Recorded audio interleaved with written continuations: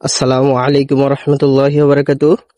প্রিয় বন্ধুরা, দেখুন আজকে আমি সবজি তুলছি। কি কি সবজি? কুমড় আছে, কিছু ভেন্ডি অর্থাৎ ঢেঁড়স আছে, ধুন্দুল আছে, ঝিঙা আছে, করলা আছে, পটল আছে। মাশাআল্লাহ, আল্লাহ তাআলার অশেষ নিয়ামত। আমাদের সবজি কিনতে হয় না। দেখুন কত সুন্দর। আর এই যে আমার সবজির এই যে বাগান, পুকুরের পাশে।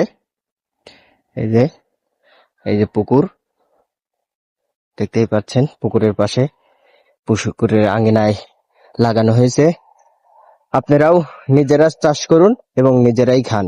আসলে বেচার উদ্দেশ্যটা মুখ্য না, উদ্দেশ্যটা হলো আপনি সবজিটা আবাদ করতে পারছেন কিনা এবং সবজি আবাদ করা শিখছেন কিনা, এটাই হলো উদ্দেশ্য। নিজে চাষ করুন, নিজেই খান, ফরমালিন মুক্ত সবজি খান।